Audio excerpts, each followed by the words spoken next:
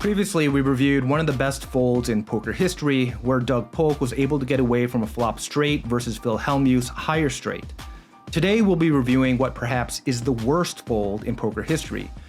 Not too surprisingly, this hand comes from the Hustler Casino livestream, where players are cold calling 10 big blind raises with 8-7 off and Jack-9 off. Let's go. Let's go. Sideways. Five-way action, heading to the flop. What you say? What do you mean? What do you mean? Too. Yeah, I have cards. Nick has ace-king again. This time he has 2 overs and a gutter. Mike X is open-ended. What else we got going on? Patrick's got a gutter ball. Too large. Dark Net is going to bet 2,000 with craps on Queen 10-6 into 4 opponents. Gonna call. Patrick's out of there.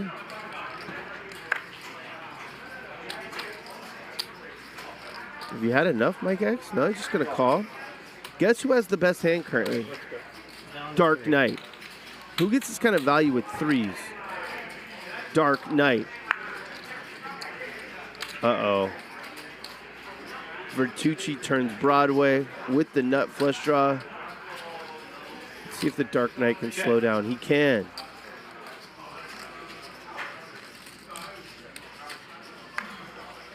That 4,400. Mike X now has a pair, still open-ended, has a flush draw, and he's drawing dead and makes a good fold. Can the Dark Knight get away from these 2 red 3s? I don't know if I could fold these 3s.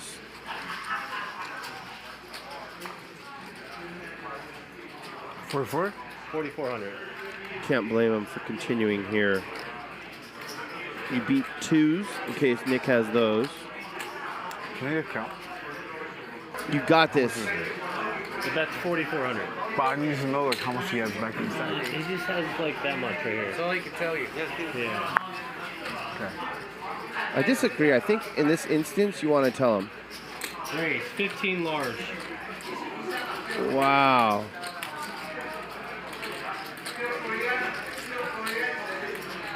Nick nods his head. He's got to draw to the nuts in case he's behind. He's not. He just needs to fade his cards somehow falling off the table. Turn Broadway. We have a redraw for the nut flush. You guys had 14 shots of tequila. I think put in the call and then call the river. Fold. Fold. Wait. What? Nice hand. Thank you. Oh, no. Now, in all seriousness, I don't think this is actually the worst fold in poker history, although it is pretty bad.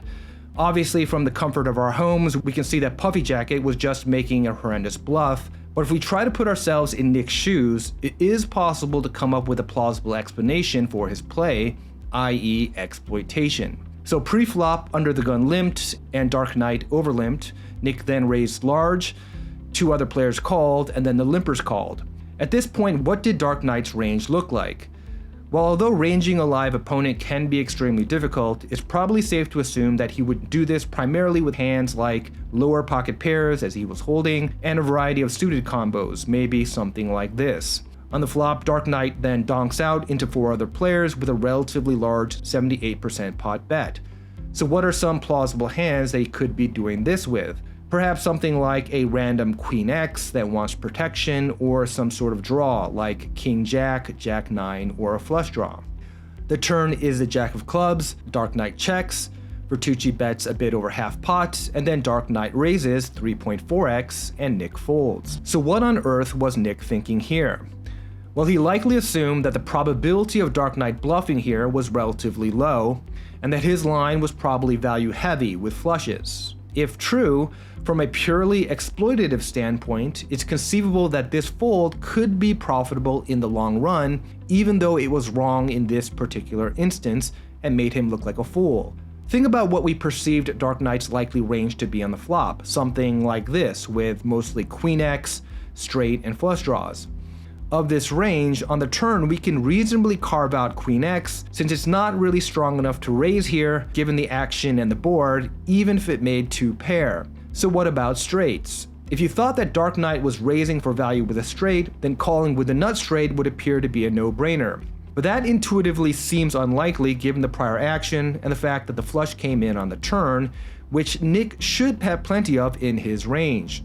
Also, Nick is holding a king, which potentially blocks some of Dark Knight's straights, like King 9 of spades perhaps, and the jack likely pairs some of his other straight draws. So if you assume that Dark Knight likely has a flush here and doesn't have enough bluffs, then Nick's straight, even with the nut flush redraw, is a mere bluff catcher. Now, if it sounds like we're grasping for straws with this rationalization, it's because we are, and at the end of the day, this is just a bad fold, but it is a good example of the perilous dangers of exploitative play. Of course, there are plenty of players who have had very successful careers playing predominantly exploitatively, so this isn't to say that it doesn't work. But if you were to poll the bottom 50th percentile of all poker players in the world, most likely 100% of them would think that GTO is a type of car.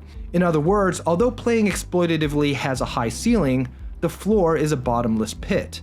And this is primarily due to 2 significant flaws. For one, when you attempt to exploit someone, by definition, you open yourself up to being counter-exploited.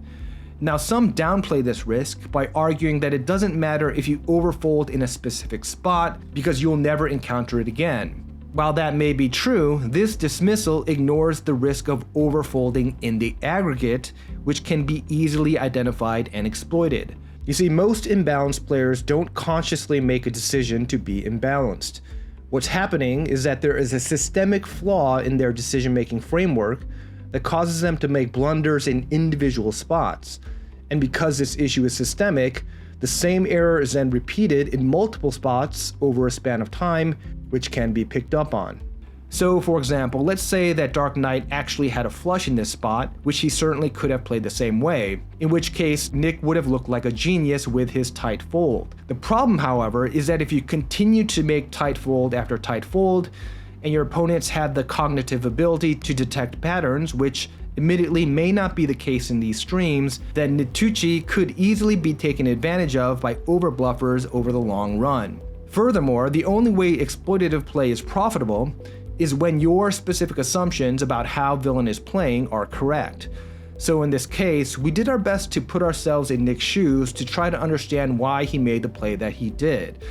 And this was on the basis of various assumptions which at first glance seemed to be reasonable.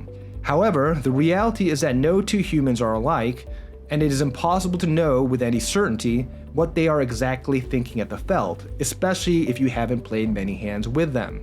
At best, we can only make educated guesses about what our opponents are doing, but we will often be wrong, especially when your opponents smoke a lot of crack. In contrast, one of the beautiful aspects of game theory is that it doesn't require you to know anything about your opponent's specific strategy. You can employ the exact same GTO strategy against someone that's very tight or someone that's very loose, and that strategy will be effective regardless because by definition it is unexploitable. So in this case, let's say that we've never played against Dark Knight before, so we have no idea what his tendencies are. If we employ a GTO-based strategy against him, at least until we're able to recognize a leak in his game, it will safeguard us from punting off chips left and right.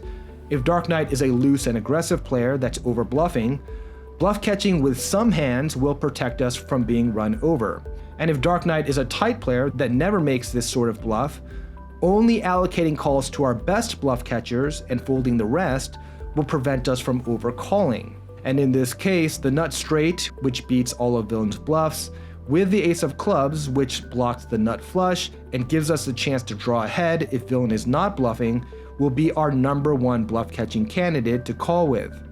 Now we should note that a GTO strategy against an imbalanced player will not be the most profitable one, but although we know that everyone is imbalanced, it's hard to know immediately the direction of that imbalance.